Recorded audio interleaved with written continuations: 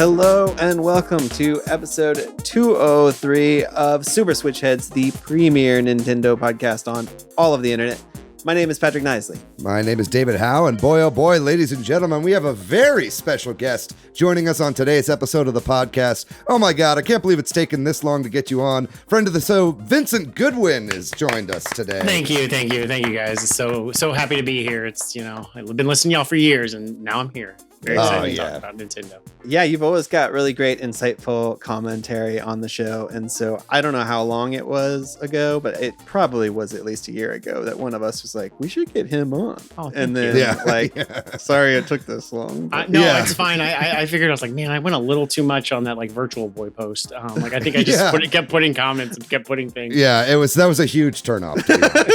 I know, it came on a little strong, right? No, not at all. No, your insight is always welcome. Yes. And Vincent, you are here with us to talk about E3. Yes. Oh man, I think you pitched doing an E3 episode and we were going to do it. And then some big news around E3 dropped this week. It was kind of coming. It'd been kind of looked like it might be headed this way, but E3 got canceled. And we're going to talk all about that and sort of what's going on with the ESA and E3 and what does this mean and that sort of thing as our main topic. We've got some news to go over as well. We didn't get a chance to talk about the Legend of Zelda Tears of the Kingdom gameplay demonstration that happened last week just because of the timing of it, so we're going to dig into that. We're going to talk a little about some Splatoon stuff, the Mario movie's coming out, some acquisition and new Nintendo stuff. We're going to get into all that stuff real soon, but first, how's everybody doing this week? What's going on?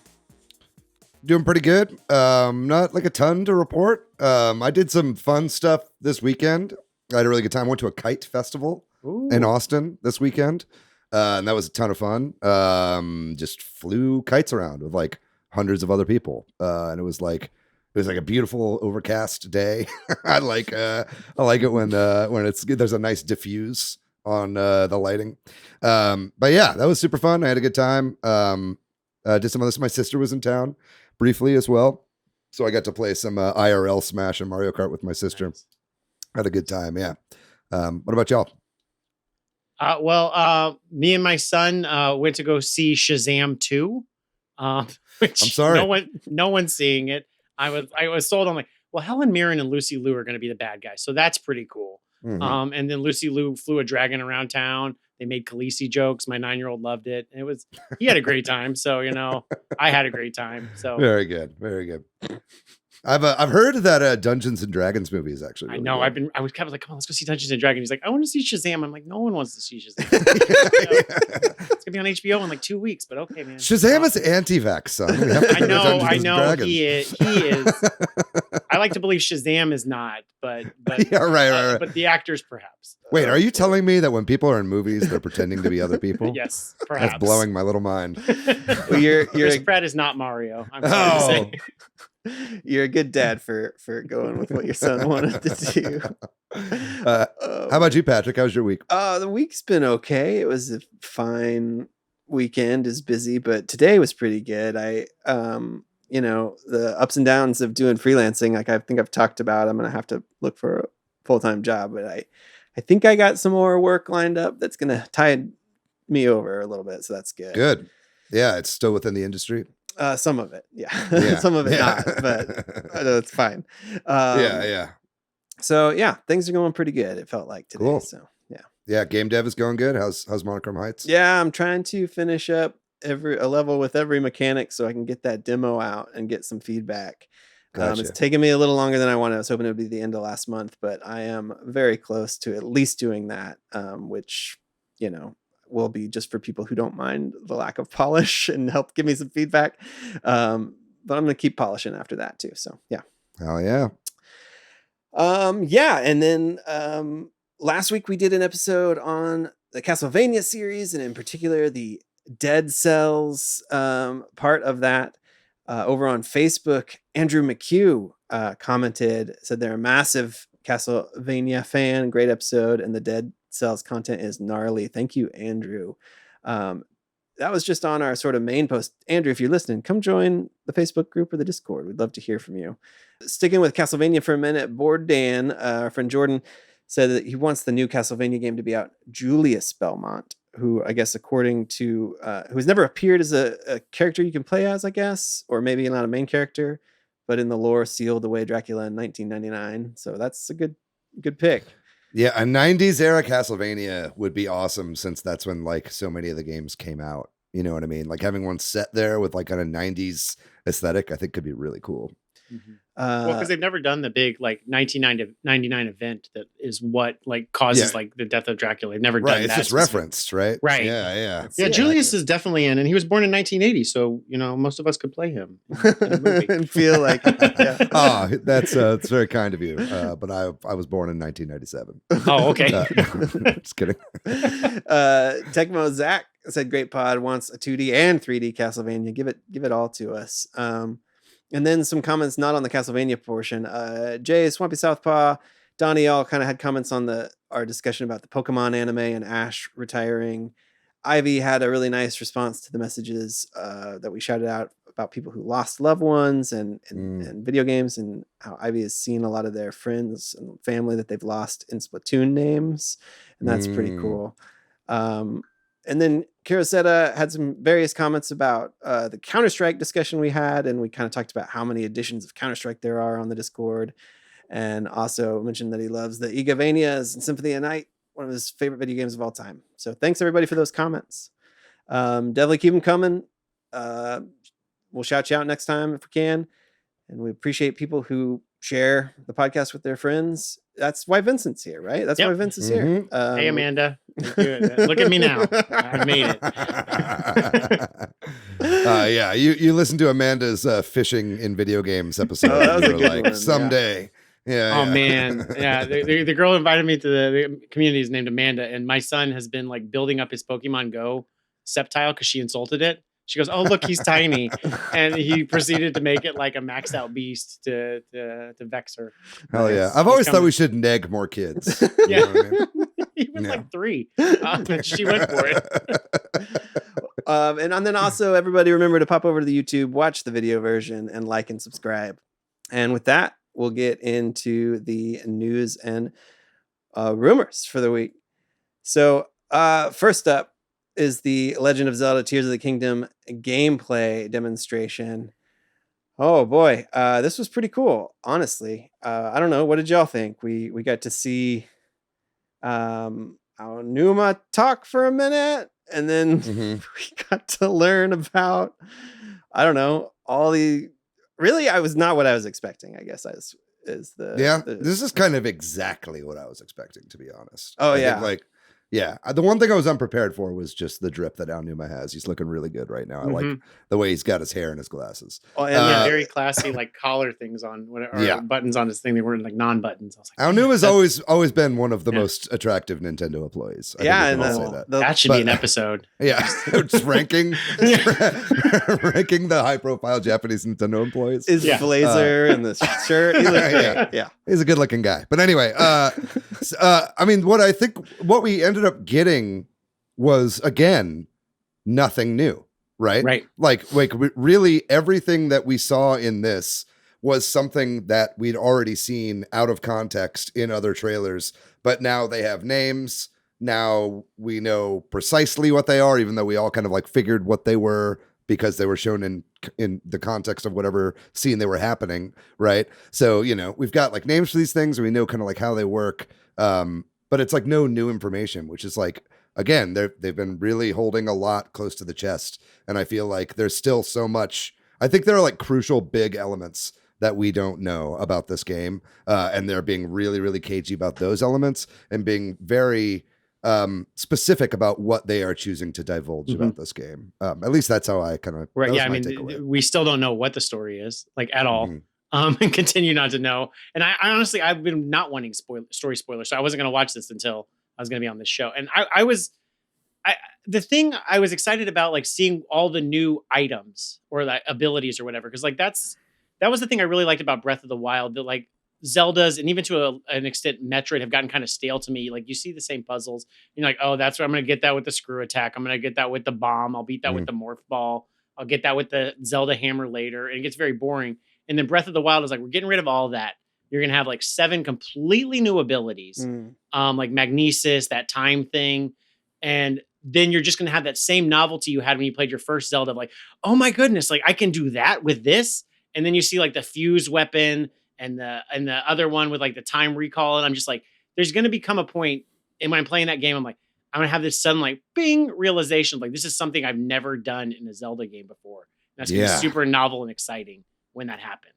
Yeah. It's like every little tiny thing that they're adding, like tenfold increases the possibilities of things that you can do in this world, right? Like we had that kind of like chemistry physics system from the first game, and now on top of that there's all this stuff that you can build and you make bespoke vehicles and weapons, and it doesn't seem like there's any like way you're meant to do any of it. It's kind of up to you. It's like I feel like we all were expecting a Zelda, and it still might be this way, that's a little bit more guided, that has a little bit more focus on story, that maybe has some traditional dungeons. But this seems to be like the opposite. It's like they went way into the player created content stuff that was really huge around the time of that release. Which probably explains like why it's taken so long. Aside from the pandemic, is like, because they have just nuts. Like, how do you play test that? The eyeball with the arrow. Does every single monster thing have like a different thing it does with the arrows?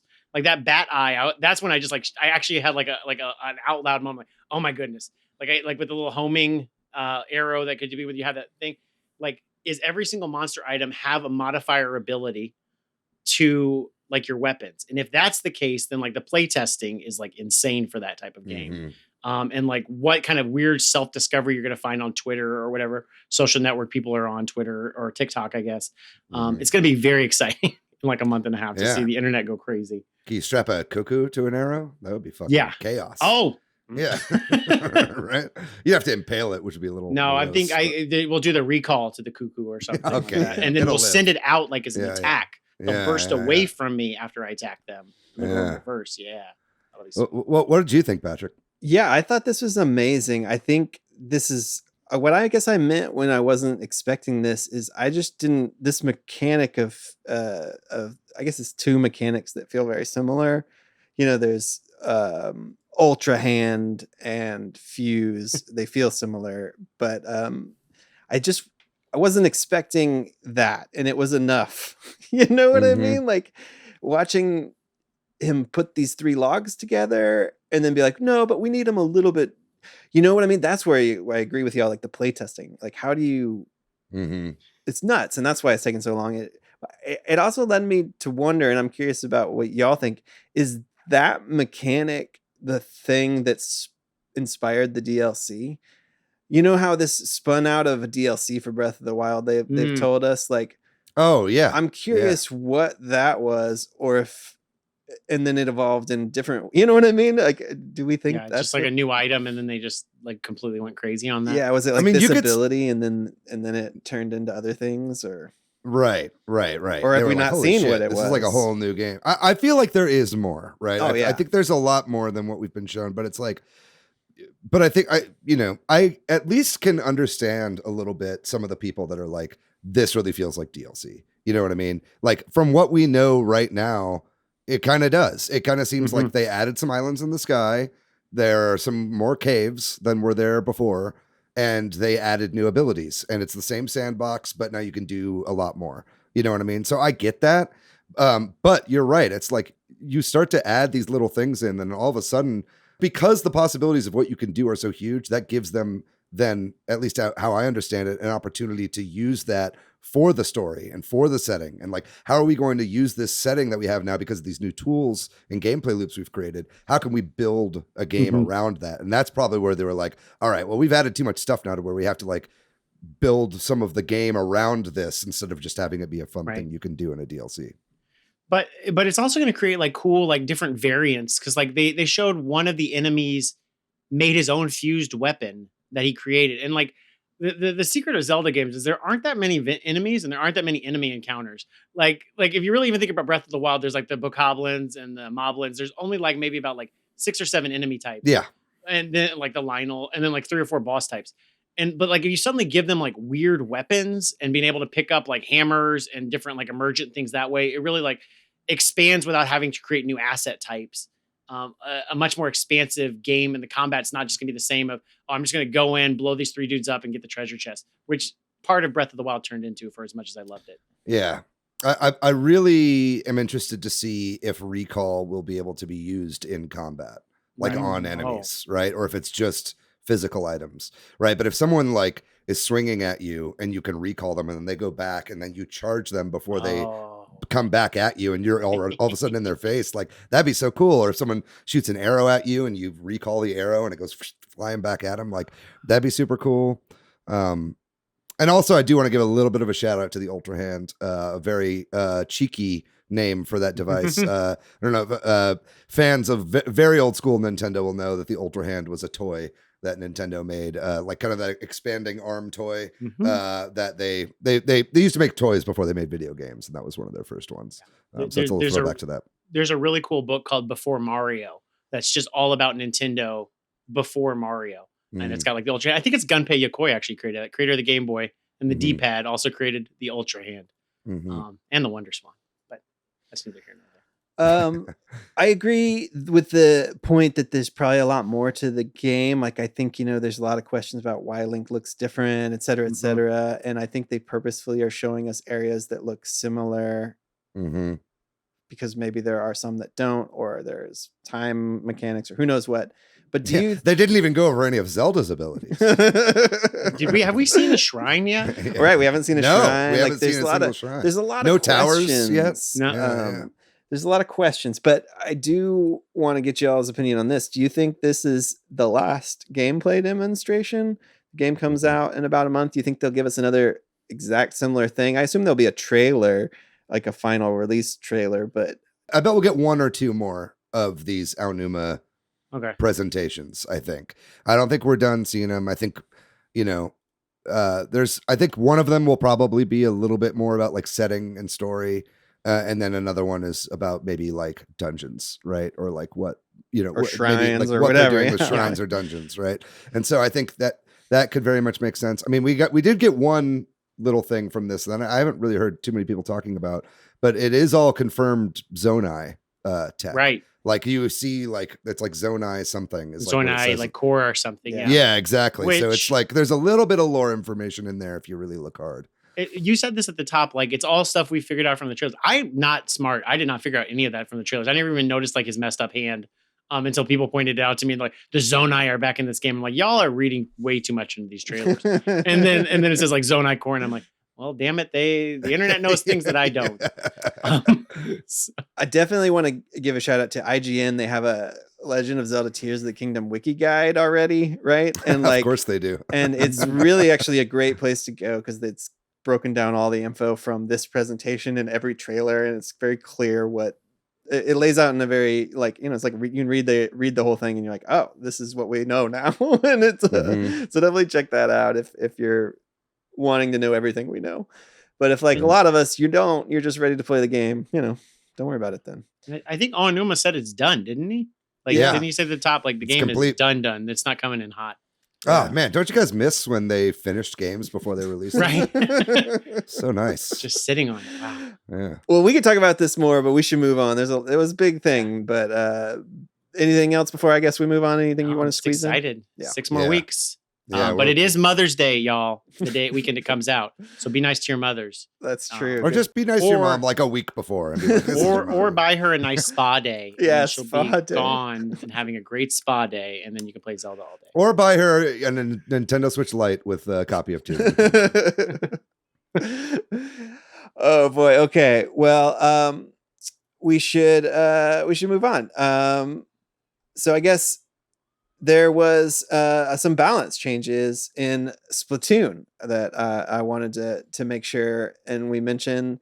I don't want to pour over this in detail, but I know they there's a bunch of like updates to the Splatfest and how it happens, which we'll talk about in a second, and also a lot of the weapons, which probably most people aren't going to notice, but maybe if your favorite weapon got buffed, a lot of buffs, which is good, I think.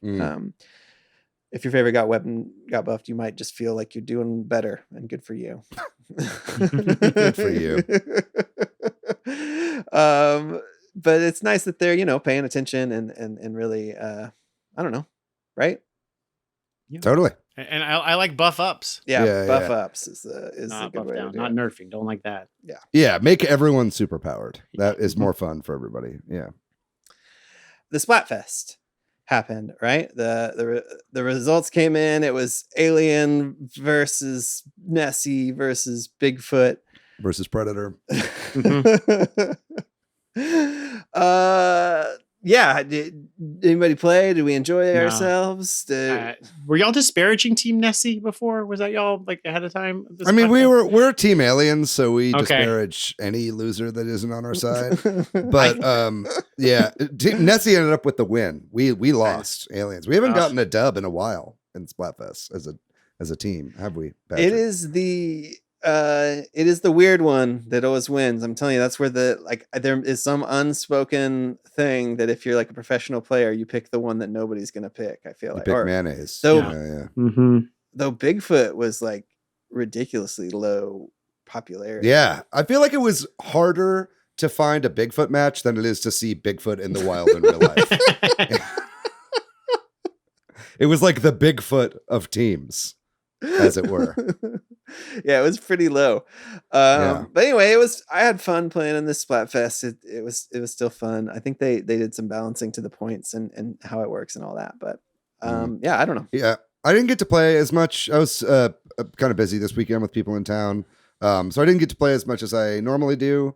But that's fine. It's nice to have some balance in your life. maybe I'll teach you about that someday, Patrick, as far as it comes to Splatoon. Yeah. But so I'm just a little bit of light negging. But no, it was fun. It was a good time. It's always a nice time with the Splatfest. This time, this was the first Splatfest with the Inkopolis DLC. So it was nice seeing Callie and Marie do a little song in Inkopolis and kind of just seeing how Inkopolis party goers, like how they put up all the signs and everything for the Splatfest in Inkopolis is totally different than how it is in Splatsville. So it was just cool. It was like one of the first times where it's like felt like you actually get something new and different out of like getting that DLC. So far, obviously, there's going to be a bunch of story stuff added and whatever, but that was really nice to see. Some new music and stuff like that was really good. Nice. Well, moving on, the Mario movie is coming out. The day this podcast release is opening out now. day. It's out. Let's go. So I don't know. We're going to talk more about this, next time. But there's been like a new TV spot that showed a tiny bit more stuff. Is that Funky Kong? I guess if you've seen the movie. I don't know. It's some. I've kind of stopped watching the spots, to be honest. It's like good for you because as I understand, it's like an under 90-minute movie, and so it's we've seen a third of it. Yeah, we've seen a lot of it. Yeah, and so it's like, okay, I'm done watching. I don't want to see I want some jokes to land in the theater for me. You know what I mean? So I haven't been watching stuff, but it's been getting really good buzz. I'm actually trying to search right now if there are any actual reviews as of the time of this recording. Nintendo Life, I think, had positive reviews. I think there were now, but just today. Yeah, I think it was Nintendo Life, like Vince said. Mm-hmm. Oh, they probably broke the maybe they just said what they can say. Because it's like this happens with all movies now. Like there's like a period of social media reactions are allowed, and then actual review embargo is up after that. I'm a little surprised that the review embargo is not up 2 days before it comes out. That's usually not a very good sign. But the buzz is strong.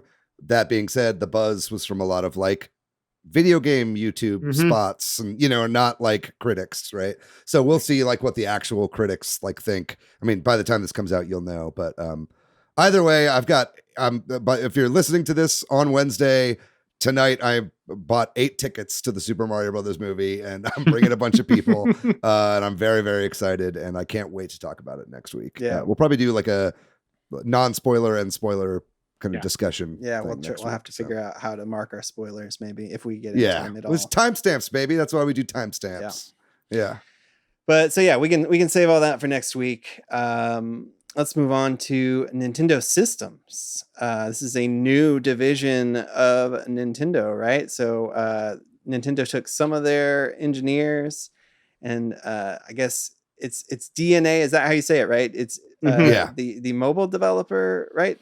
Do they do and other also their things? like infrastructure for like account management, like for like Miitomo and those kind of things. Gotcha. Probably the eShop unified account also. They took some developers from those two companies and they made a joint venture called Nintendo Systems, which I guess according to like the press release is to help reinforce Nintendo's business and create value-added services. I don't know what that means, but yeah, this is. I think it's like accounts everything that isn't games. Is kind of what it feels like. Right? Yeah. So do you think this means like online stuff, or is it more like, like hopefully this means they're like thinking more about that, or like, or I mean, like if they're bringing people from DNA, it's probably something mobile related, right? Yeah. So it might be improvements to the Nintendo Switch Online app, that's on phones, which actually is pretty full featured. It's just there's not like a ton of reason to use it all the time. But I would imagine stuff like that. But yeah, I mean, now this makes Nintendo Systems is now one of Nintendo's principal affiliated companies, right? Which includes the recent Nintendo Pictures Company Limited, Monolith Soft is included in there, ND Cube, Pokemon Company is one of those, and then it also includes Nintendo of America, Nintendo of Europe, Nintendo of all of those kind of like the affiliated companies that are under the Nintendo tutelage. So this is definitely a big acquisition, and I'm interested to see a big creation, I suppose. And I'm interested to see like what actually comes from this. Also, in sort of acquisition type news, Devolver Digital announced today, I think it was, that they have acquired Doinksoft. And if you don't know who Doinksoft is, they did Gato Roboto, and they get doing the upcoming Gunbrella game, both of which obviously are Devolver Digital releases. And I always thought of Devolver Digital as strictly a publisher, but apparently they already have some developers that are under their Gunbrella. Yeah, very good. I actually was not aware of this either. I actually reached out to my friend who works at Devolver and like clarified some of this before we recorded. Because I thought that this was Doinksoft was like their first in-house devs, but they have acquired some others in the past, such as Nereal, Dodge Roll, Crow Team, etc. So a lot of the games, they've been basically building up a little like in-house dev team, and they all kind of have their own. It's just like any publisher that like purchases developers. But either way, it's a really good group of developers they've got under their umbrella at this point. Gumbrella, excuse me. And it's nice to see them continue to grow. I mean, Devolver, they're some of the best in the biz. And they always put out really interesting and creative games. Yeah. So this past weekend was April Fool's. And I guess this was an April Fool's joke. I think it was, but it was also real. Sega announced a new Sonic game. It is The Murder of Sonic the Hedgehog, a free game. It's on Steam, right? Announced and stealth dropped. Yeah, which is kind of like a visual novel like thing. I'm guessing kind of Ace Attorney. It looks a little Ace Attorney style. Or Ghost but Trick. it's like it's kind of like Agatha Christie, like all on a train sort of thing. Yeah. The assassination of Sonic the Hedgehog by the coward Miles Prower.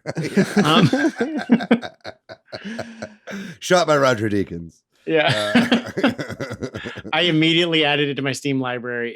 It's kind of Steam Deck compatible, is what it says, but I haven't had a chance to download it or play it. But add it to your Steam library if it's available. Oh yeah, so kind of Steam Deck compatible. That's the same. That's as the one Last where of Us. Yeah.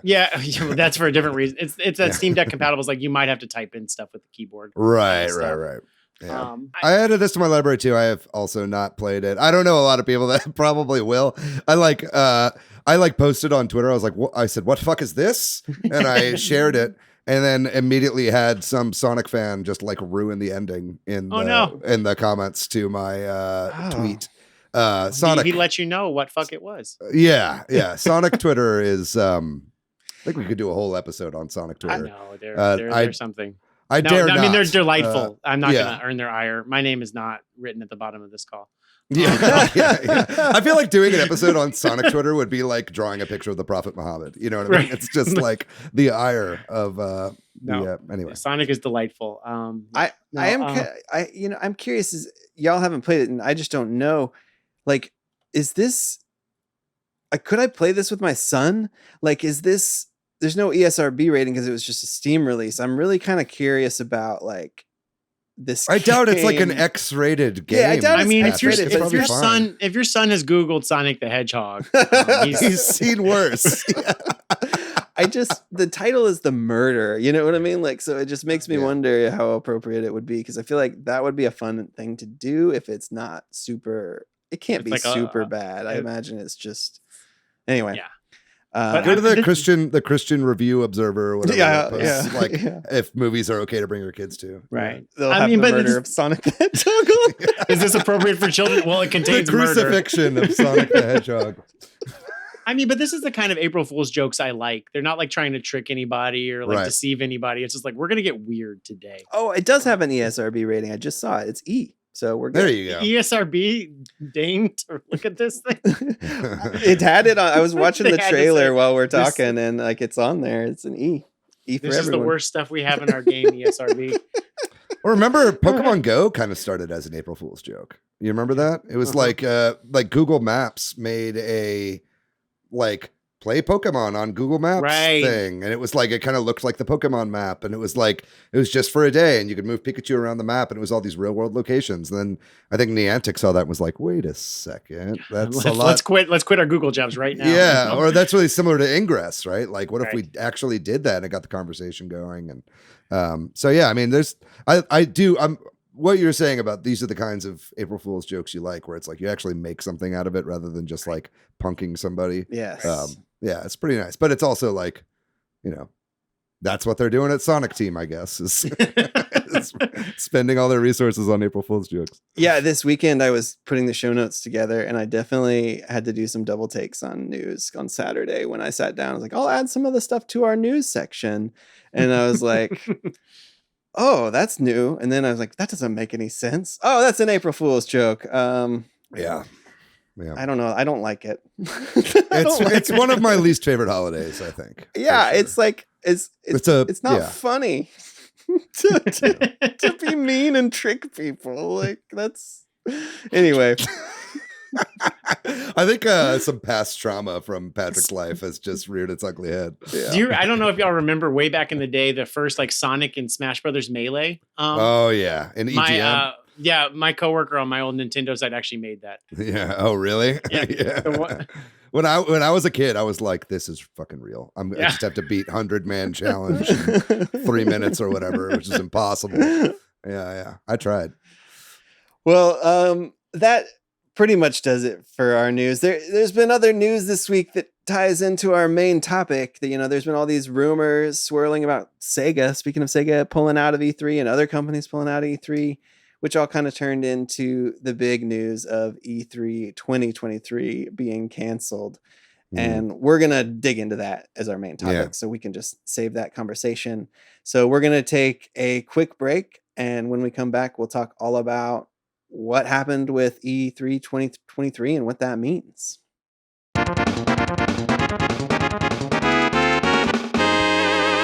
All right, we are back, and this week we are talking about E3 2023, or the lack thereof. This past week it was announced by the ESA, who puts on E3, that they are canceling the event. Wow, only 2 months. What? That's like roughly 2 months notice. I assume they're eating some costs. I don't know. That's a convention center ain't cheap. Yeah. Surely they had to put a down payment on that or rent it outright, right? Mm-hmm. I mean, I don't mean to derail us onto that right off the bat, but we can talk about no. It's really interesting, right?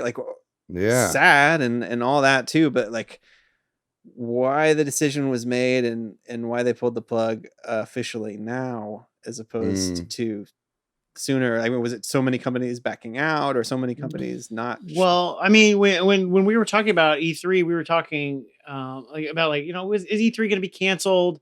And I'm like, no, I mean, like all the the major platform holders are out, and that's kind of weird. But then I think like Sega dropped out, and then like within 24 hours, it was done. I think Sega and then somebody else. Ubisoft. Yeah, oh, okay. yeah. There you go.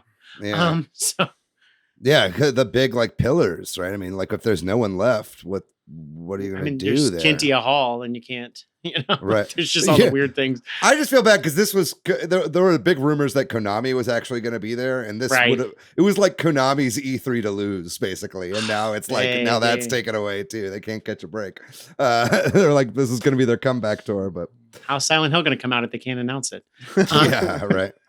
I guess we should just briefly say, I mean, most people listening to this know what E3 is, but it was, started in the late 90s. I think it was 95, mid 90s. I'm looking now. So it's been around for not quite 20 years, or I don't know with the last few years, if you can even count that. Yeah, the last one they had was 2019. Yeah, it spun out of CES. It was summer CES, because there's winter CES like in January, February, consumer electronics, cool gadgets and stuff. And, that makes sense for video games or like VCRs. And then they spun it out. They had two shows, I think, winter and summer. And then the summer CES became E3 or splintered off from it. Yeah, I think it's splintered off, right? Because the Entertainment Software Association was formed and put this on, right? Because they were at least upset that like video games weren't being treated well at CES, right? Well, I'm not sure. That's the quote from like the Nintendo. What's that Sega book that Tom Kalinske has or whatever? The Game Over. Yeah. That like anyway, but it's been around for that time. It's been a big thing. A lot of announcements are made. It kind of became a fan event at some point later in its life, and now what does this mean? It's probably dead, right? Like it's probably not going to come back. I feel like up to this, we've been doing the show for 4 years now, and pretty much the entirety of the time that we've been doing this podcast, the fate of E3 has been uncertain. You know what I mean? That little boy has been crying wolf for 4 years now. You know what I mean? And finally the wolf is coming in, and no one, I don't know if this allegory works, but anyway, what I'm saying is like, I've had some semblance of hope that the ESA would be able to pull this shit together. You know what I mean? Like this entire time, like it's been slight. I mean, everything is stacked against E3. Let's get real, right? Basically, as soon as they started turning it into a fan event, none of the publishers liked that. I think Sony immediately was like, fuck this. And Sony was out, right? And that was 2015, 2016, something like that when they dropped. So that was even well before the pandemic, right? Then it was doing okay as this kind of hybrid thing, but numbers were down. The hype wasn't there. Nintendo was always there, but they were doing their own direct and then just kind of showing extra stuff. They were mainly there just to have a reason to pay fabricators to like build cool stuff, right? You know what I mean? And then Microsoft has kind of not been at E3 because they've been in their own theater across from the convention center, right? For a really long time now.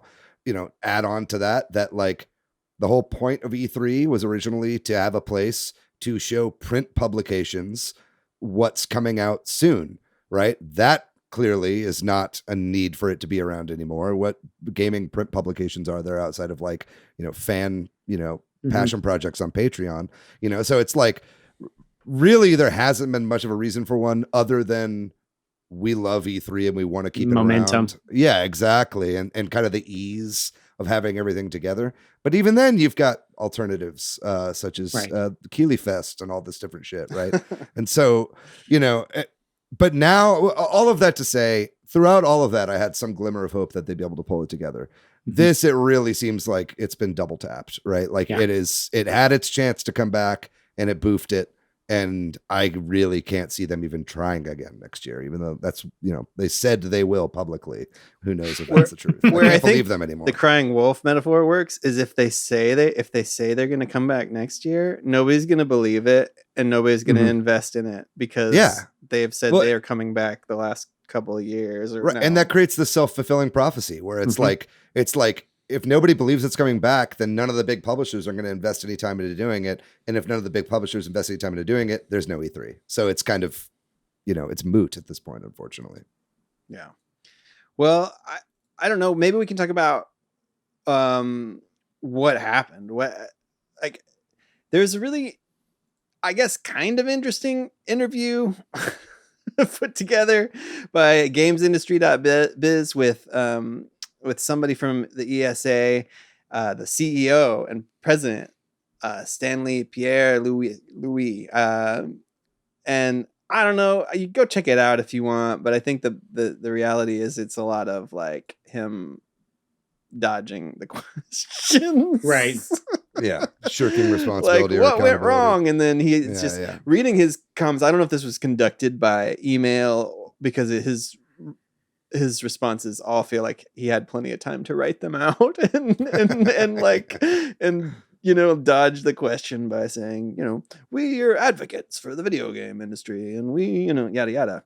But definitely check that out if you're curious. But I don't know that we know why from that interview or publicly. What do y'all think happened here? I mean, as David said, like, I think it lost its purpose and it lost its way. And I mean, so the purposes of it's an outlet for media, especially in a pre-online world. If you talk about mid-90s, it's also an outlet for retailers. So it's a press and a retailer event. So you have this event in summer, and it used to be in May, that you would then have people from like Sears or Toys R Us have a place that they could go and look at, all the new Nintendo games, all the new 3DO games, and be like, well, I want to order, X amount of 3DOs and CDIs and all this other nonsense for Christmas. So that was like the kind of big sales point. And like the consolidation of like retail America, like in the last 25 in retail world, really, I should say, it's kind of made that pointless, or you just don't need to have like the glitz and glam. You can just go talk to the Amazon rep and then tell them this is what we got. And we think, based on our Twitter engagement, we really think that Tears of the Kingdom is going to sell this amount.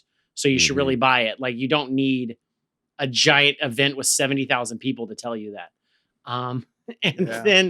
And then like financing wise, the ESA, they also began because of, they were as part of like all the, they were basically lawyers defending the video game industry. Mortal Kombat. In the light of Mortal Kombat, right? Yeah. Mortal Kombat keeps coming back, right?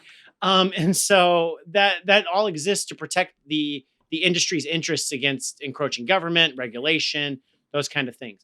And the way they got paid in their dues was E3 was their major fundraising thing, that they would rent out booth space to like Nintendo and other people to get their money for the year, so the ESA could pay its lawyers and its employees. And then, so as like people drop out because it's getting too expensive, the ESA is like, well, maybe we can get a different fundraising way by allowing fans into the event. And then that's a way to keep money flowing to the ESA. But like, it completely redesigns like what your booth purpose is and what your purpose is if you're wanting to get to retailers and tell press about your media things. And this was, I mean, I went to a couple E3s, and it was still like, there were a lot of people it was 70,000 people like in 2006. Like, it was an insane amount of people. They couldn't have all been press, and they couldn't have all been retailers. I don't know how they got people in, but it was like, or just people that worked on the games, or people worked in the games, industry. or some random guy from GameStop that was like, I'm going to fly in and do this, and I want to play Wii, which is, more power to you. I did the same. But like it wasn't meeting its purpose, and like booth design changes and all those things. So like, I can understand like Nintendo being like, this is not worth the amount of money to us. Just the same as like doing their big show in the Kodak Theater every year. It's like, we can just pre-edit something in a video for way cheaper. Don't have to rent out a theater. And then it's way cheaper to us. Like, hey, actually, we're Nintendo. We don't even need this booth show. We just put up a tweet and we get millions of eyes on us. We don't need any of this. Like, none of us have played Tears of the Kingdom, and we won't. There's no hands-on impressions of Tears of the Kingdom, and there won't be. And it doesn't matter. It doesn't affect sales. You could just... So that's what I'm seeing happening with like video game companies are realizing, like, we don't need to do this pomp and circumstance and this big thing now to get our sales out there, to get our message out there. So, yeah. I mean, I think there are other advantages to E3 too that aren't just retailer or media specific. And I think a lot of that is on the creative side. I think between developers and publishers, it was a really good way to have a centralized location for everybody to go to in order to make those kinds of deals, right? But even then, I mean, we've got GDC, right? I mean, it's like, if you want to go to a fan thing, there's PAX. If you want to have a meet and greet with people in the industry and try to broker some deals or make some connections, you've got GDC for that. There have just been it's like a snowball of all these different things that have sort of made it obsolete. I am curious, Vince, like, this is why you're on the show. Yeah. You left a comment kind of explaining some of the E3s that you've been to. Can you explain like kind of what you did that got you into E3 in the first place, and then what E3s you went to? I went to E3 2004. So when I was 16 years old, I started writing for a Nintendo website of some repute. We got like 50 to 100,000 hits a day. So it was like pretty big for a bunch that's of... about our numbers. Yeah. Right. Literally run by children. We were all under 18, but we all knew HTML. And so we were all writing, but I was getting like free. We somehow finagled into getting, free things. I was getting free copies of like Castlevania games to review. That's Star Wars games. It was insane. I was 17 and Nintendo almost flew me out to Redmond, but my theater teacher wouldn't let me out of a play. So, but anyway, just another reason to not be a theater kid. Right. Exactly. This is why I quit acting. Yeah. But more power to you guys. But I'm glad y'all are still doing that. But anyways, so in 2004, I was 19 and I could get into E3. We had to get a tax identification number. This is how they authenticated whether or not you were legit. And so we had a tax identification number for our website. And as press, I went and with a few other people from our website, and we worked out of the press room.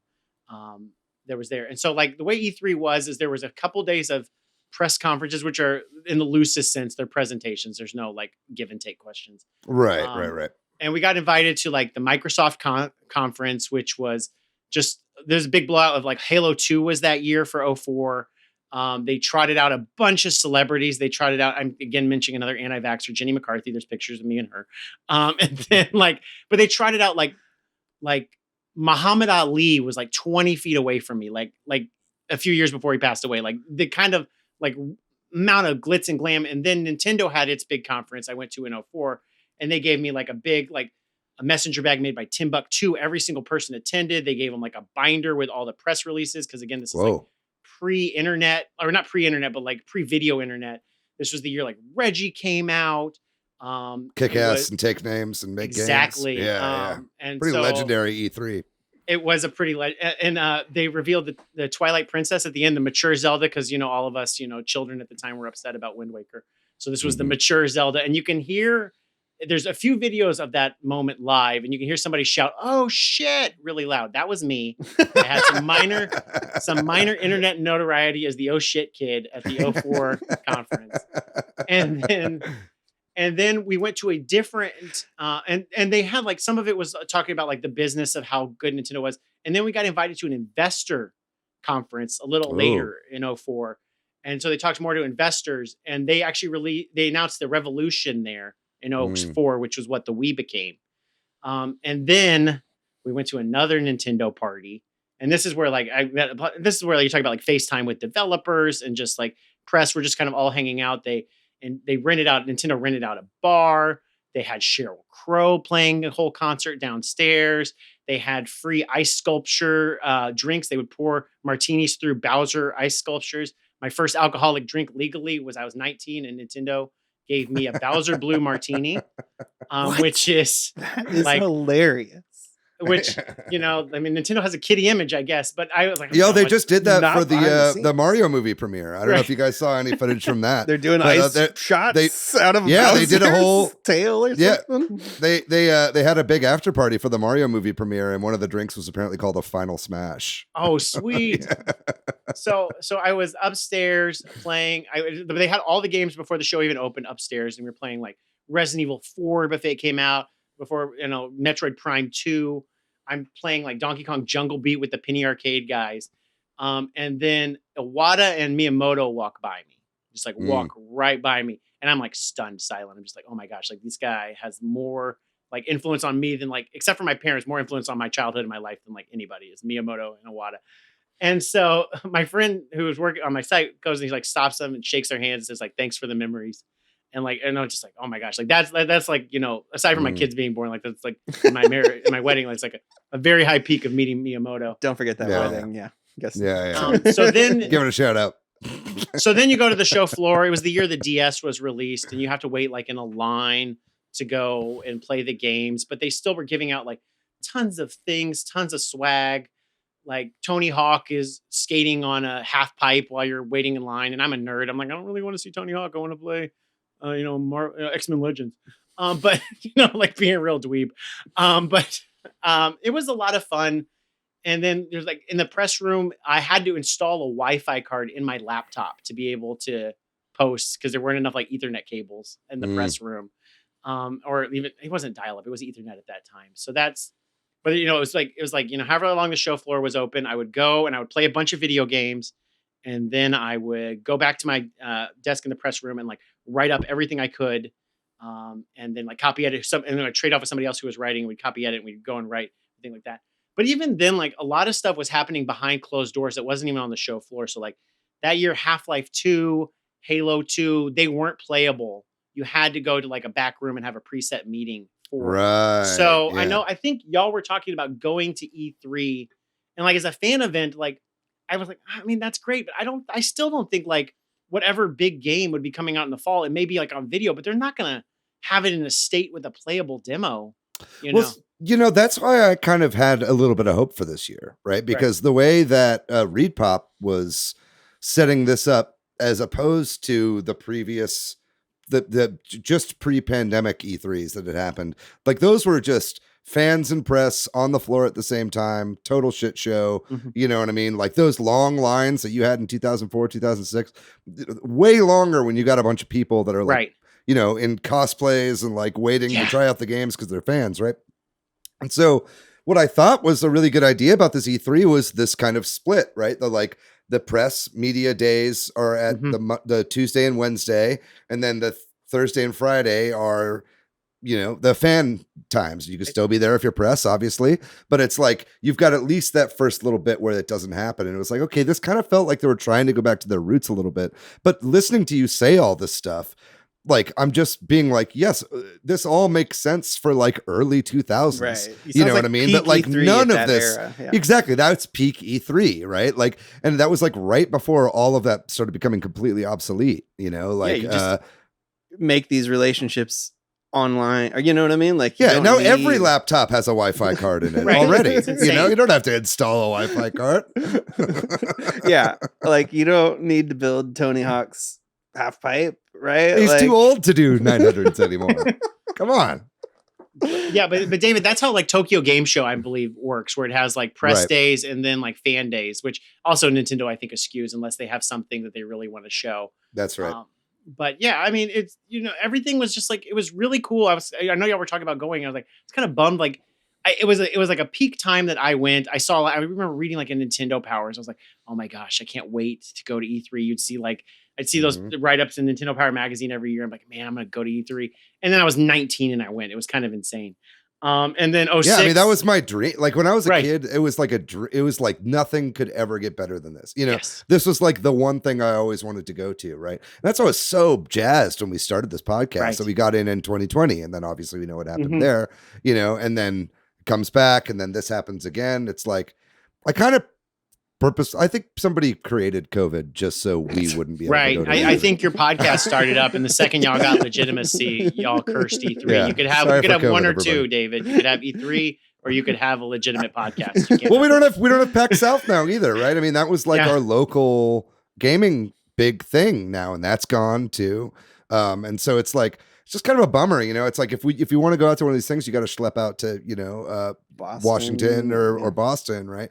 And so and that's fine, and I'd still like to do those, obviously, but it's like I kind of picked one for this year, right? And that was E3, and then now that's kind of fallen through, and so it's like, okay, so now it's. I mean, I'm going to be, if they say it's coming back next year, I don't think I'm even going to fucking apply. I mean, you might as well apply. It takes 2 seconds. It's free, but it's like, you're certainly not going to make plans about it. I'm glad I didn't buy a plane ticket Right. Yeah, no, I did not yet. Because I fucking was like, is this thing even going to happen? That's right. smart. I think, yeah. I mean, I got an email. I think I posted it in here, but I got an email on the day when this is how I found out, just saying like, thank you for applying to E3. We're writing to let you know that E3 will not be taking place as scheduled. The ESA and Repop recognize you may have made plans around this event. Thank you for your support and apologize for any inconvenience. So I'm sure there's a lot of people that did, right? We're Like gonna get have- hotels and did all the booking and stuff like that. Do you think there'll be like a mini, like, not E3 thing that happens in No. LA? They're gonna because go of on the the- 10 people that show up. There's gonna be a for lot it. of sad people at the Nintendo park in the two rides. Well, Microsoft is still doing their thing, right? Like they're still doing that on the 11th, right? I don't know if that's going to be at their theater. I imagine it would be, but maybe they'll just cancel that as well, right? I mean, I think what happened this year is that the story broke about Nintendo and Microsoft not being a part of it. And then all of a sudden, everybody else who was going was like, look, ESA, you've got 2 weeks to tell us what your fucking plans are and tell us why we want to go there. Probably didn't get any information from the ESA, and they're like, fuck it, we're out. And then one drops and the other drops, and then it's a cascade, and then they're left with a mess on their hands that they have to just cancel. What do we think about the future then? Like, obviously, we've talked about if they say they're coming back, we don't trust it. Probably nobody will trust it. Probably won't happen. So what seems likely then is, does somebody try to, I mean, does Jeff Keighley take this and make Summer Games? I mean, he's gonna, we all know the answer to Dude, this he question. fucking pissed on the grave of E3 while they were still lowering the goddamn casket into the ground. This Took fool. that selfie right in front Yeah. of Is this going down? Hey, shout out to all my haters. Like, I don't think that, like, I think everybody who does Summer Game Fest do it because they're paid. You know what I mean? I think they're I just don't- doing things, and then he says, "Hey, could we call that Summer Game Fest?" And Yeah. they're like, "Sure." Yeah. You know what I mean? But Like- I don't like, think I don't think he's gonna make an event and like, I mean, he's got Days of Play or whatever, and he's got kind of like he's got little things he does peppers out here and there. But I think like the lack of unification, I think the fact that it's all kind of parceled out like over several months works a lot in Keeley's favor. You know what I mean? It's like, I don't think that it would make sense for him to try to like make a new event. I mean, although it would be on brand for him to just completely be like, E3 is mine now. yeah. So I guess we could expect probably Summer Game Fest to continue the way it is, right? And be this sort of loose amalgamation of things that happens over the summer. But that doesn't feel like a replacement for like a centralized announcement thing, because it hasn't so far. Right. I mean, and that's the thing I've been struggling with is like, do we need a centralized announcement thing? And who does that benefit? And like, why would because I mean, I really love the 1 week I can take off like 2 days of work and just watch like all the announcements, And now, with work from home and remote work, it's like, well, I could just take a longer lunch break and watch the Nintendo Direct. And not have to great take time. a day off. Yeah. Yeah, and it's great. It's wonderful. And so there's like that Christmas where like, oh my gosh, did you hear about this? Yeah, and then Sony announced that they showed off the new Wolverine game, and it was pretty dope. And then Microsoft did this, and Forza whatever looks really cool, and blah blah blah blah blah.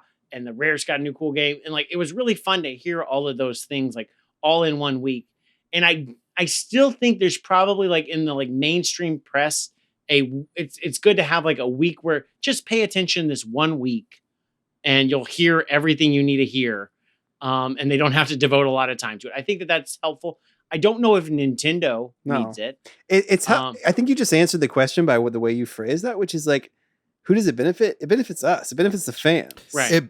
Well, and media, right? So like IGN, right? Like They can talking allocate ad revenue and shit. resources It's like, and, it's like, I mean, I think a lot of publications get like the majority of their ad revenue and their traffic and all this shit during that time when it's all at once, right? Predictable. And so right. And so it's like, so they probably build a lot of their business models around an event like this happening, right? So the people that I think are going to be most hurt by this immediately are some of these, maybe not IGN, but it's like some of these, games industry.biz and shit like that. And, but the big collating like areas for this news, like having it all come in at once. Like, you know, you can get higher profile sponsors, you can get higher paying out ad revenue and stuff like that. Now that's a little bit harder, and you got to kind of spread some of that out. I think a lot of people are probably going to lose some jobs. The flip of it not being the benefit being for fans and media is that the benefit of this is clearly not for the companies because their announcements get drowned out, right? Like, and that's my question. Like, does Devolver do better by being with everybody, or does Devolver do better on their own, or somebody like of that level? Like, does Konami? Because I don't think of like Konami or Capcom did a direct. I think Capcom just did a direct. They did no one recently, cared, right? yeah. Like, Partly so, no like, one cared because it wasn't very good. Right. They didn't. That's what I think the lesson for these people should be. Oh, but Battle Network is coming. Battle Network is coming. All 6 of them. I have one in me a decade. I don't have 6 in me. Just play one step from Eden. No, yeah. I think that's a good question. What you're saying though, like, and I think Devolver is a great example, right? Somebody that's a smaller player but still significant, that everybody would watch their event when it was at E3. Well, they would also, I mean, they kind of got off on sticking their thumb in the eye of the big players, right? And so they were always like an alternative anyway. And you know, Devolver's going to do what Devolver's going to do. Yeah, they'll be fine. I think those would be maybe the smaller ones, but the smaller ones maybe weren't benefiting from it anyway because they were getting drowned out. I don't know. Like, they'd probably flourish more to PAX anyway, right? Yeah, that's a good point. Yeah, I think, like, you know, indie or smaller announcements would be drowned out at E3, and they have a better chance of trying to make an announcement when nobody else is, maybe, to just ride the press. So I think really most developers, publishers are going to only benefit by getting to choose when they make stuff. And I do think like E3 used to be really great, and I specifically went on years with console reveals. So I went on the DS reveal, and I went on the Wii PS3 hands-on for the first time. So like that's by those years were more fun than like 05 for Nintendo or 03 for Nintendo, because like it's like, what, you know, there's not much. If you remember the Reaction Guys gif, like that's the IGN guys in 03 being real sad, and then in 04 being really excited because, you know, they were were Schneider in them, right? Right. There were great years and bad years. And console reveal years were always really great. But like, I mean, I think Sony and Microsoft just proved like you don't need an E3 or any real hands-ons to like release the Xbox Series X or PS5 and still get great sales. Mm-hmm. And even like the Switch was officially announced and released outside of an E3 cycle. It was like the first video was like fall, and then it had the big like in-person event in January, and then it was released in March. Right. So they did a live event for that. Right, which was weird though, because like I mean, it's like I don't know how many meetings you have, but when you have like 5 different people like wanting to share on a meeting, like, okay, I'm sharing. Can everybody see my screen? Hello, right. Like really messes up the pace. But like it was good when like DS came out with like a touchscreen. Like, what the heck am I going to do with games? It's good to have hands-on for that. It's really good to have hands-on for a Wii with the motion controls to be like, what does this actually mean for gaming? But like Switch had pretty clear messaging. It's like, it's a handheld and it's also a console. Like, y'all don't need to play this to figure out what it is. Yeah, it's in the name. Yeah, yeah. So like, I think for like new concepts, like an in-person event probably is helpful. For otherwise, it can just be like a push of information and you can call it a day. But okay, let's maybe even get to something that's even maybe darker than that. Are console launches even a thing anymore? I mean, like, back when you're launching the PS3 and the guy comes out and he's holding the huge ass PS3 and he's like, it's $600 and everybody freaks out. Get a second job. But at least, right.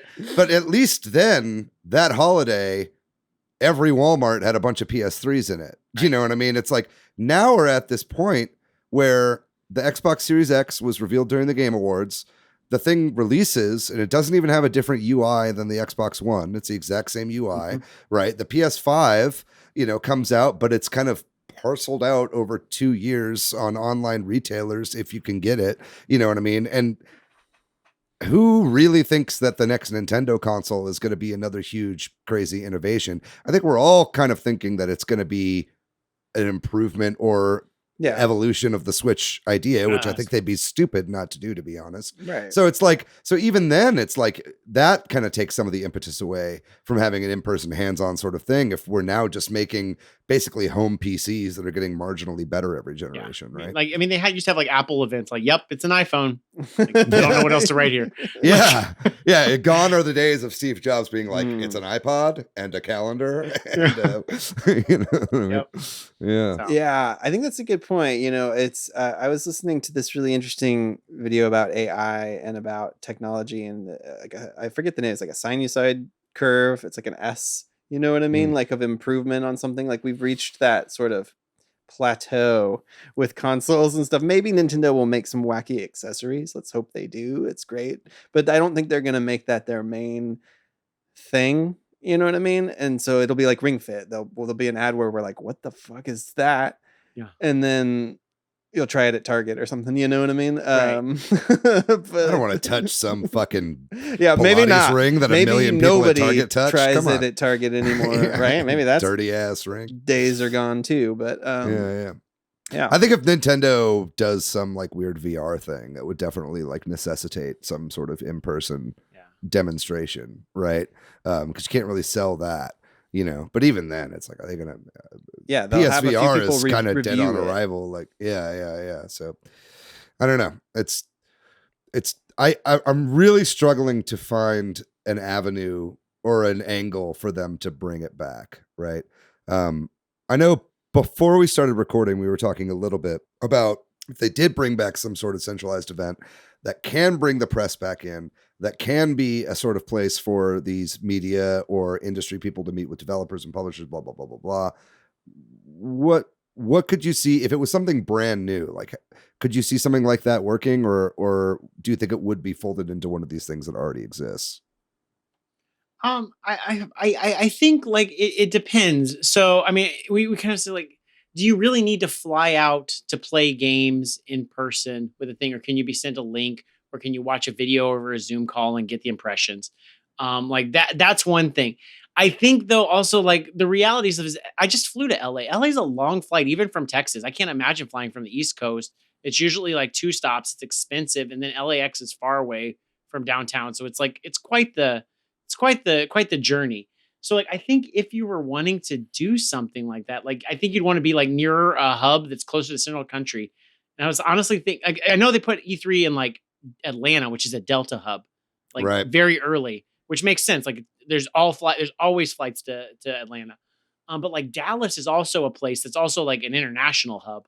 So like, I mean, like if you were to do it, like, would you create, I don't think like Summer Games Fest and like the Fan Fest, I don't think makes sense. You'd have to have something that's either like press or game developer related, like GDC or DICE or something, or Gamescom or TGS takes that. But like Dallas might be a good place to put something. And honestly, PAX South probably would have been better in Dallas because they do have like convention centers at DFW at the airport. Like you never even have to leave. I love San Antonio, but I 100% agree. I think it would have been.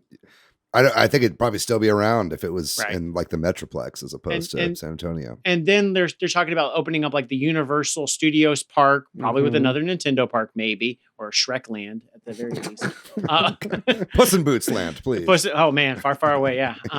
But you know, like that, and potentially a new Disney park. Although I'm not sure if that's just Disney like doing a thing with Florida's government right now. But like if there's a new Disney park and a new Universal park in Dallas, it sounds like it's a central location for people to get to easily. Like that might be the move. And then you could do it at your little Nintendo park if you just want to have a Nintendo event. Or you could have like some type of centralized thing there. Like that might make more sense for everybody going. Yeah. Yeah. I mean, selfishly, I'm definitely down if they do something in Texas, right? But it's just like, who's going to run it? You know, is it like, I mean, this is Reed Pop's chance and they blew it. Right, like did how much or was it? I don't know. How much of that was them? How much? I mean, let's like it probably was the ESA, right? I mean, they don't have a great track record. To be fair, we were saying, did we need an E3 like in 2018, 2019? Right. Yeah. We were saying like ahead of time. So and then COVID just absolutely beheaded the fucking thing. Right. It's like it's funny we haven't had an E3 in 4 years. Yeah, it's wild. It's crazy. It feels bad. I miss it. Well, I want it. Like, as much as I'm doom and gloom about this, like I want E3 to be magical. around. It was magical, dude. Like it was really a lot of fun. I'm sad y'all don't get to go. Yeah.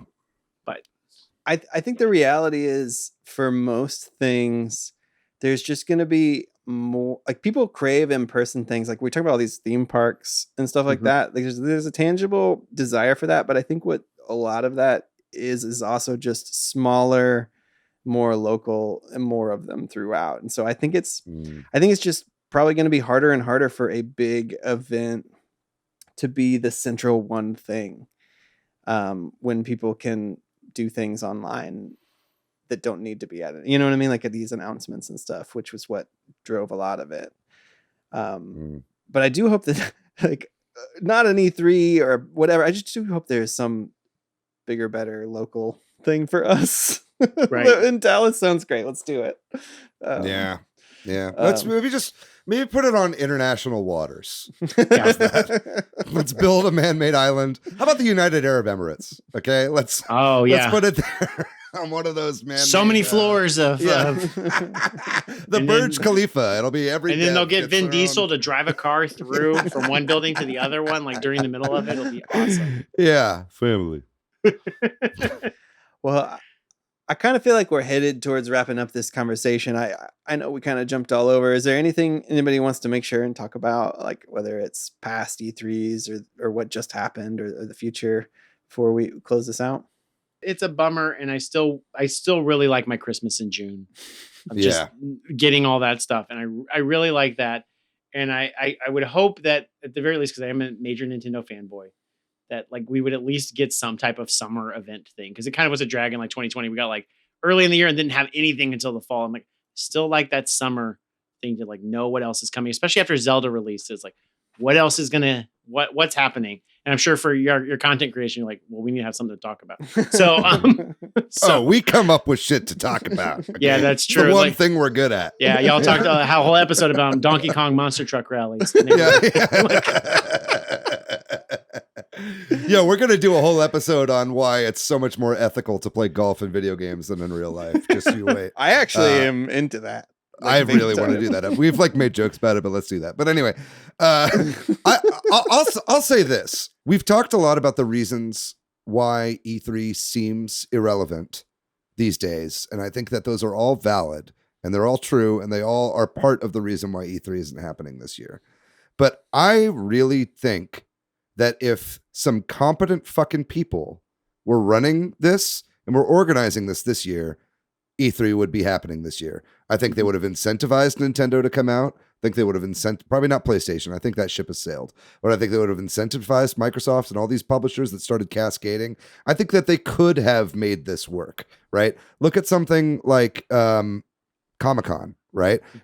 All the big movie studios are still going to Comic-Con. They're still showing their trailers in studio or in Hall H or whatever, right? Like, and there's still a big, like Comic-Con week, D23, like the Disney one, like these, the movie industry still it's CinemaCon. They've got all these different events that are still going on, and they are attended well, right? Both by press and by fans. Star Wars Celebration, that's another one, right? Like, these are still happening. PAX is still happening, and it's successful. From everything I heard about PAX this year is that it wasn't like the best thing in the world, but it was starting to feel like PAX again in a post-COVID world, right? And so it's like, it's definitely possible to do it. I just think it's being run by schmucks, right? Like, I think like the ESA is just like, they're just stuck in the past and they're not adapting. And it's like, and I think they tried to get Reed Pop in, and there was probably a lot of like back and forth on who's actually running the fucking show. And I think, they kind of ate themselves a little bit. And I think that I think that there is an opportunity for something like this to come back. I just don't think it's going to be with the ESA, and I don't think it's going to be like it ever was. But I do have hope that, we can do big events like this. I mean, this is the biggest fucking media industry in the world. The games media industry is so much bigger than the movie industry. And so it's like, I think we deserve something like this. I think we're just trying to figure it out. And there's too many cooks in the kitchen. And hopefully, somebody can kind of just collate everything and get everybody in the same room.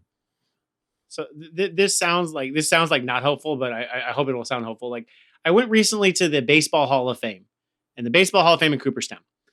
It was not created by anybody affiliated with Major League Baseball. It was just a couple schmucks that said, I want to start the Hall of Fame of baseball. And the Rock and Roll Hall of Fame is the exact same way. The Basketball Hall of Fame. It's just that some couple of schmucks decided to make a Hall of Fame and somehow they got legitimacy. So like anybody, like y'all could come up with the E3 thing, or maybe one of your listeners, and then you've got enough where this is heading. Like they're like, yes, David, he thinks about competent fucking people too. So like, I agree. And then like you could just have like it's the Super Switch Headz game festival, and then that weirdly gets legitimacy. So like anything could happen, like any of these things that exist, or in the future, like there still is like a need, I think, for like the game industry is a weird thing that it still like needs like a lot of people together for like that kind of fun, or I think it does. Like you talked about like D23 about Star Wars Celebration, but I don't know if there's anything like with film. They're like, all right, we're going to go to the Paramount panel, and then Paramount's going to tell us about all their new cool shit this year. And then A24 is going to tell us about the new Ari Aster movie. And then we're going to get a trailer. I'd go to that. All right. Did you see that April Fool's thing he did, by the way, that people thought they were going to go see Midsummer, and he showed they showed the name. They showed Beau is Afraid. Yeah. My friend was at that. Yeah, sweet. Yeah. So I was like, like I want it to exist as much as I just spent like an hour saying like, I don't think it needs to happen. I really still like love that magic of it. And even my son, he's 9, like loves and gets psyched for E3. He gets excited for his Pokemon Day when they like announce all this stuff. Like he gets excited for it. Like we need that excitement and that magic. Somehow. Yeah. At least we got to get one more in before Tony Hawk dies. You know what I mean? All right. Don't kill Tony Hawk. No, that's not what I'm saying. For the murder of Sonic the Hedgehog and Tony Hawk.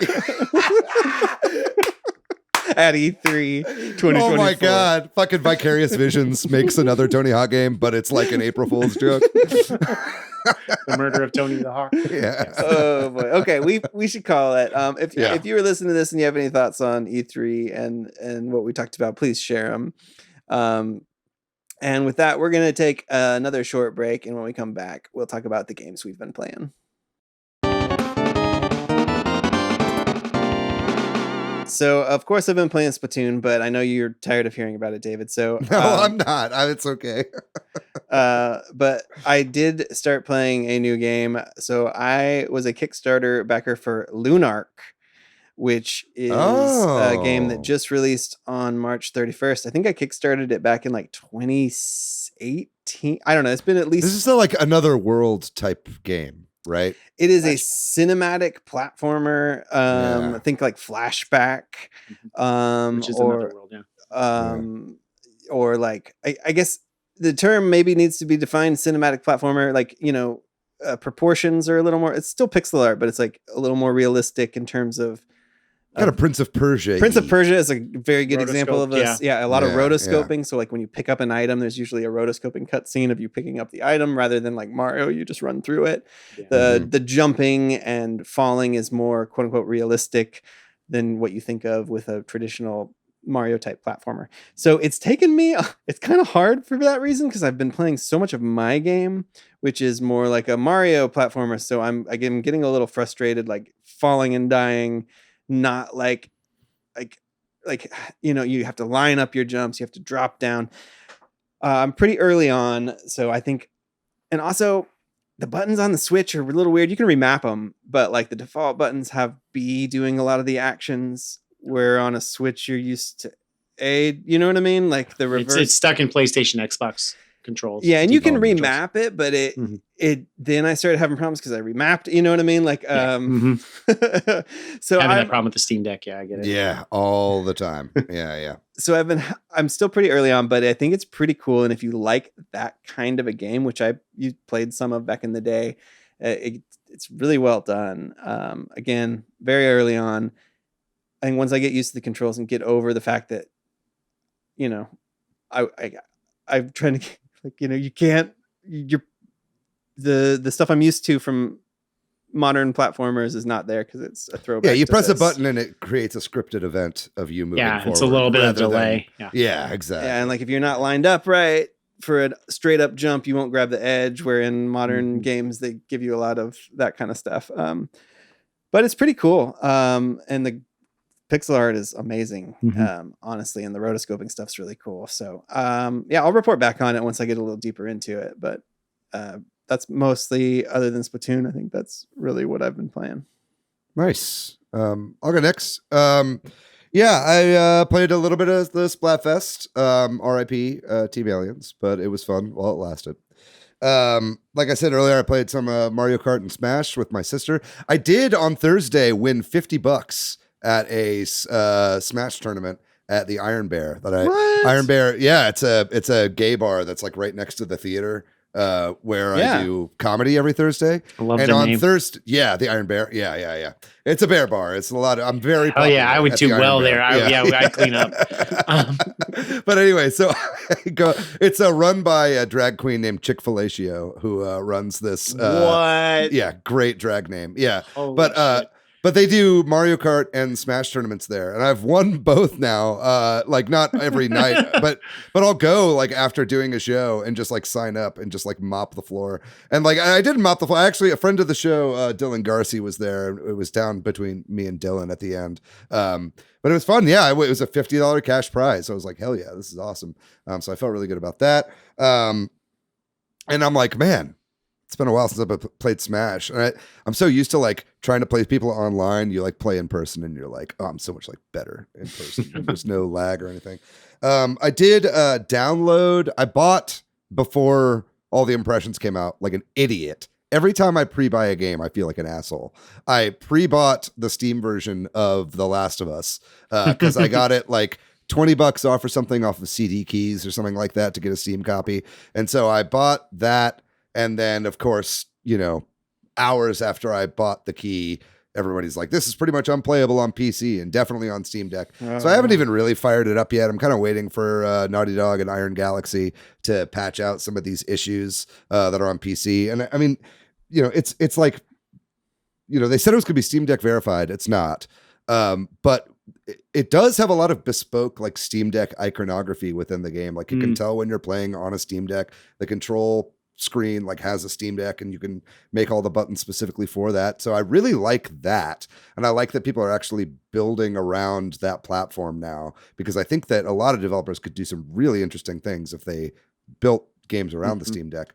But regardless, I'm going to wait for some of that to get patched before I really give that a good go, because this will be kind of really my first time playing this game. And I want it to be a good experience.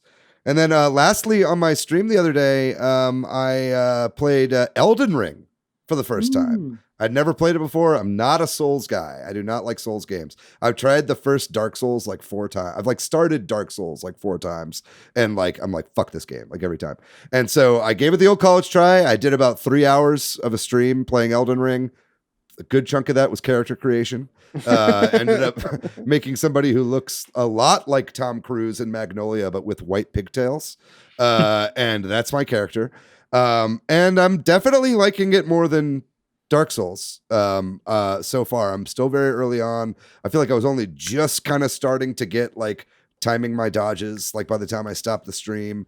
There's still a lot of the game. It's such an opaque, obtuse game purposefully, you know what I mean? So it was actually really nice streaming because a lot of people were just telling me shit to do, and I was like, oh, this is actually really helpful. I feel like if I go back to this game, I've got to watch a bunch of like beginner's guide to Elden Ring videos on YouTube or whatever before I really jump back in. But I see what the fuss is about. It's definitely a good game. Definitely feels like, fucking gothic Breath of the Wild. That's sweet. 10 times harder. So I'm definitely enjoying it. And it feels good to be playing this game kind of almost after all the hype has died down too. And I'm kind of just doing it by myself. But I actually watched your stream. I didn't ever comment because I was working and I had it on the background. I was impressed that you stuck with it for that whole time, or for the time I watched. Because like every time you died, did you watch me fight that big guy? And I just died over and over. With sort of white guy. Yeah. I kept thinking you're going to quit, and you didn't. I was impressed. Well, yeah, man, I'm on, I can't throw your Steam Deck out the window on stream. Well, I thought you might just be like, fuck this, I'm playing Tetris or something, Yeah. I do often say that in my gaming career, yes. But that's what I've been playing recently. What about you, Vince? What have you been playing? I've got some quick hits. So it's been raining a lot in San Antonio, so I haven't been able to, I'm a runner. I'm training for a half marathon on a golf course. So there's another episode of a golf course. But it's been raining, so I've been doing fitness boxing too again lately. Which that's the one with the. Oh wait, is that the one? No, there's Fist of the North Star, which I'm deciding whether or not I want to get back into. Gotcha. I have these little oh wow, what are like brass knuckles for my Joy-Con that I can punch with. Scary. It's pretty sweet. But that's my workout game of choice because I just could not. I was not coordinated enough for the Ring Fit. I've also been dipping into Mario Odyssey again. Me and my son have been playing that again. I haven't played that since it came out 6 years ago. So that's been fun. I'm learning though that there's a lot of like Joy-Con movement stuff instead of playing handheld. It's hard to do like some of the like more elite moves without the Joy-Cons breaking off. I also put in the Facebook group Tents and Trees. David, I don't know if you got a chance to play that. The new Picross game. It's this. No, yeah, I heard about it. Is it fun? Yeah, it is fun. It's not like exactly like Picross. It is a nonogram game though, like that. But it just will tell you like there's like 2 trees on a line, and every tree has to be touching a tent, and you're laying down the tents, which is what the things you chip out.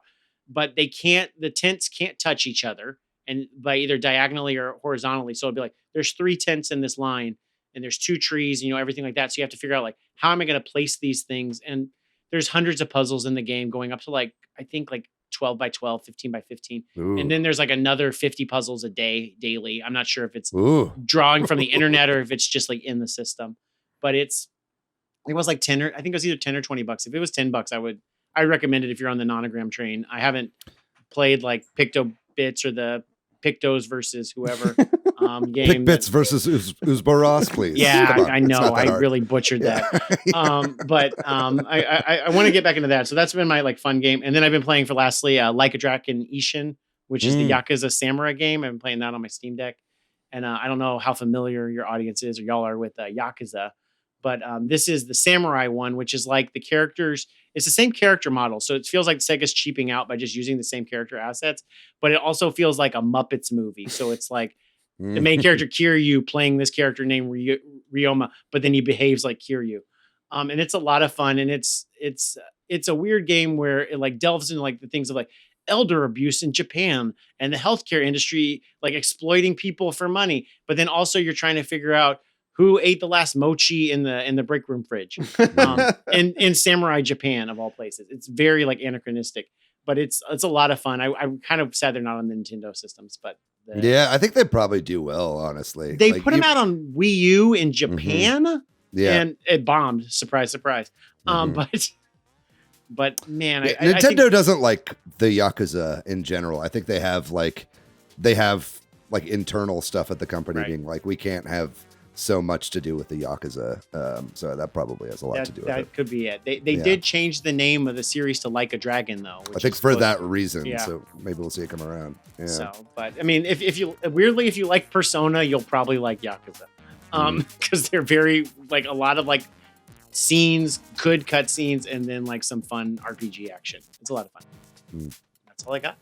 Very cool. Yeah, I gotta check out that Tents and Trees game. I have been playing a lot of Picross 3D on the 3DS. You mentioned that. Yeah. Oh my gosh. It's a ton of fun. It's like it's exactly what I need as somebody who's played like 12 Picross games. It's like, oh, you added a third dimension. I'm breaking my brain in all these new ways. And like 2 colors too, right? Yeah. On every row. Yeah. It's a great little twist on it. So anything that can add a twist on that format, I love.